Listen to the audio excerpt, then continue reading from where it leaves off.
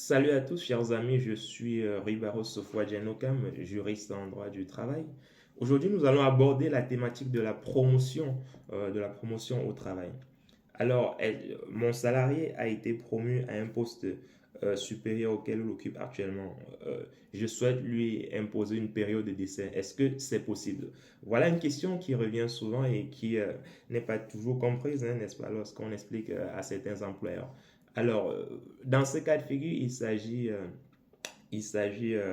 d'une situation quand même un peu complexe, mais qui est explicable d'un point de vue juridique. En fait, il s'agit d'une promotion sur un poste supérieur, n'est-ce pas, au poste que le salarié occupe actuellement. Est-ce que dans ce cas, l'employeur peut mettre une période d'essai? Non. Dans cette situation, on ne parle pas de période d'essai parce que la période d'essai, elle a déjà été réalisée par le salarié au moment de son embauche sur son poste de départ.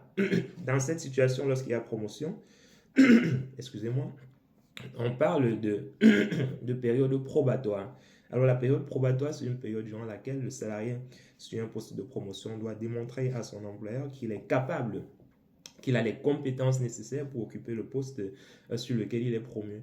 Et si au bout de quelques temps ou au bout de la durée, n'est-ce pas, de cette période probatoire, l'employeur se rend compte que voilà, le salarié n'a pas les compétences nécessaires pour occuper cette fonction, il va tout simplement rétrograder le salarié, c'est-à-dire le salarié va retrouver son poste d'avant, assorti d'une rémunération bien évidemment équivalente, c'est-à-dire l'employeur, n'est-ce pas, doit rémunérer le salarié, n'est-ce pas, avec le même montant, n'est-ce pas, que le salarié recevait, n'est-ce pas, avant sa promotion.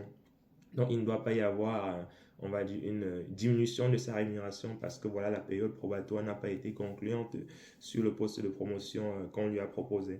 Donc, si l'employeur diminue sa rémunération au moment de la rétrogradation ou bien s'il met fin à la période probatoire et licencie derrière son salarié, dans ce cas, il s'agira d'un licenciement sans cause réelle et sérieuse. Comprenez? Parce que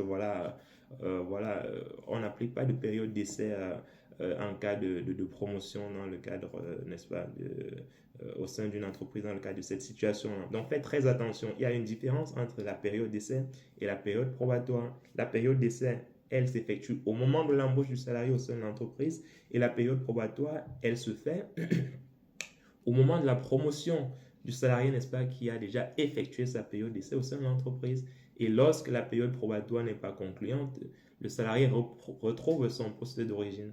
A contrario, dans le cas d'une période d'essai, lorsque l'essai n'est pas concluant, le salarié peut mettre fin soit à sa période d'essai ou bien l'employeur peut décider de mettre fin à la période d'essai du salarié.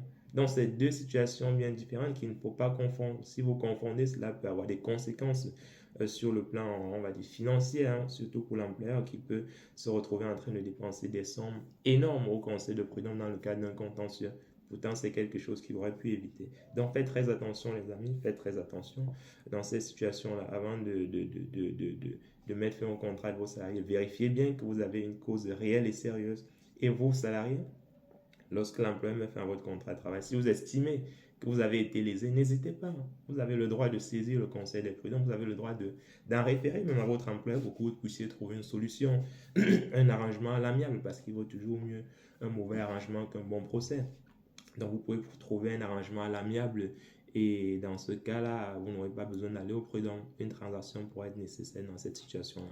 Allez, les amis, comme toujours, n'hésitez pas de commenter, de partager, de liker et surtout à vous abonner pour que nous puissions avoir une forte communauté pour davantage vous servir. Allez, on est ensemble et bonne journée à tous.